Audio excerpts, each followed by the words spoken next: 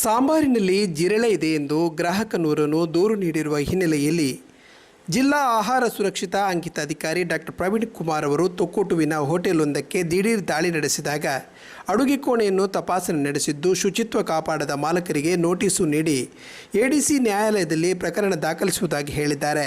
ಇತ್ತೀಚೆಗೆ ಮಂಗಳೂರಿನ McDonald, KFC ಹಾಗೂ ಕೆಲವು ಪ್ರಮುಖ ರೆಸ್ಟೋರೆಂಟ್ಗಳ ಮೇಲೆ ಜಿಲ್ಲಾ ಆಹಾರ ಸುರಕ್ಷತಾ ಇಲಾಖೆ ಅಧಿಕಾರಿ ಡಾಕ್ಟರ್ ಪ್ರವೀಣ್ ಕುಮಾರ್ ನೇತೃತ್ವದ ತಂಡ ನಡೆಸಿದ ದಾಳಿ ಬಹಳಷ್ಟು ಸುದ್ದಿಯಾಗಿತ್ತು.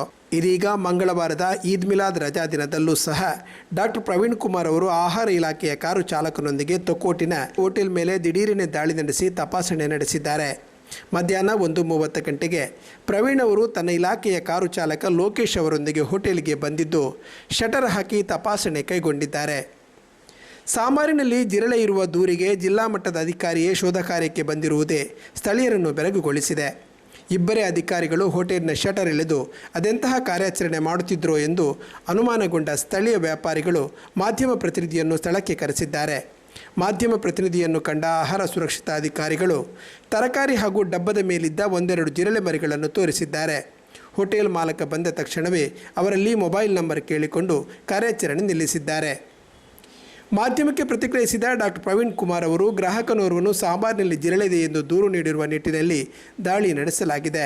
ಹೋಟೆಲಿನ ಅಡುಗೆ ಕೋಣೆಯಲ್ಲಿ ಆಹಾರ ದಾಸ್ತಾನು ಮಾಡಲು ಪ್ರತ್ಯೇಕ ಕೊಠಡಿ ಇಲ್ಲದೆ ಎಲ್ಲೆಂದರಲ್ಲಿ ಆಹಾರ ಪದಾರ್ಥಗಳನ್ನು ರಾಶಿ ಹಾಕಲಾಗಿತ್ತು. ಎಲ್ಲ ಆಹಾರ ಪದಾರ್ಥಗಳನ್ನು ತೆರವುಗೊಳಿಸಿ ಅಡುಗೆ ಕೋಣೆಯನ್ನು ತೊಳೆಸಿ ಶುಚಿಗೊಳಿಸಲಾಗಿದೆ. ಆಹಾರ ಪದಾರ್ಥಗಳನ್ನು ಪ್ರತ್ಯೇಕವಾಗಿ ಜೋಡಿಸಿಡಲು ಹೋಟೆಲು ಮಾಲಕರಿಗೆ ನಿರ್ದೇಶನ ನೀಡಲಾಗಿದೆ ಎಂದು ಪ್ರವೀಣ್ ತಿಳಿಸಿದ್ದಾರೆ.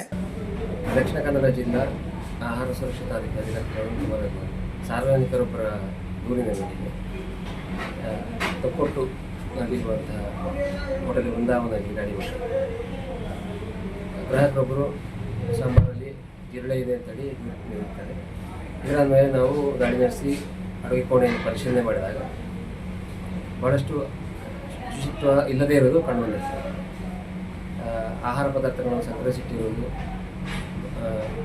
ಸರಿಯಾದ ಕ್ರಮದಲ್ಲಿ ಇಲ್ಲದೇ ಇರುವುದರಿಂದ ಜಿರಳೆಗಳ ಸಂಖ್ಯೆ ಅತಿ ಹೆಚ್ಚು ಕಂಡುಬಂದಿದೆ. ಆದ್ದರಿಂದ ತಕ್ಷಣಕ್ಕೆ ಸ್ಟೋರೇಜ್ ರೂಮು ಆಹಾರ ಪದಾರ್ಥಗಳನ್ನು ಸಂಗ್ರಹಿಸಿರುವ ಕೋಣೆ ಇಲ್ಲದಿರುವುದರಿಂದ ಎಲ್ಲ ಆಹಾರ ಪದಾರ್ಥಗಳನ್ನು ತೆರವುಗೊಳಿಸಿ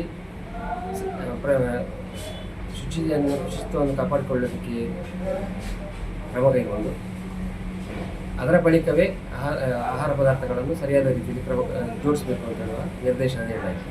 ಅದರ ಪ್ರಕಾರ ಈಗ ತಾತ್ಕಾಲಿಕವಾಗಿ ಹೋಟೆಲ್ ಸ್ಥಗಿತಗೊಳಿಸಿ ಶುಚಿಯನ್ನು ಮಾಡುವಂಥ ಕಾರ್ಯವನ್ನು, ಅಡುಗೆ ಕೋಣೆಯನ್ನು ತೊಳೆಯುವಂಥ ಕಾರ್ಯವನ್ನು, ಆಹಾರ ಪದಾರ್ಥಗಳನ್ನು ಸರಿಯಾದ ರೀತಿಯಲ್ಲಿ ಜೋಡಿಸಿಡುವಂಥ ಕೆಲಸವನ್ನು, ಜಿರಳೆ ಕಂಡುಬಂದಿರುವಂತಹ ಆಹಾರ ಪದಾರ್ಥಗಳನ್ನು ವಿಲೇವಾರಿ ಮಾಡುವಂಥ ಕೆಲಸಗಳನ್ನು ಈಗಾಗಲೇ ನಾವು ಮಾಡಿದ್ದೇವೆ.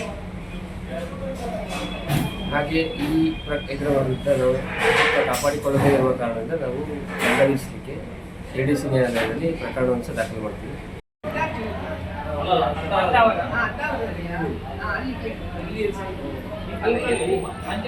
ಪ್ಲಾಸ್ಟಿಕ್ ಇಲ್ಲದೆ ಎಲ್ಲಿ ಸಿಗಬೇಕು, ಎಲ್ಲಿದ್ದಾಗ ಇದು ಫುಡ್ ಗ್ರೇಡ್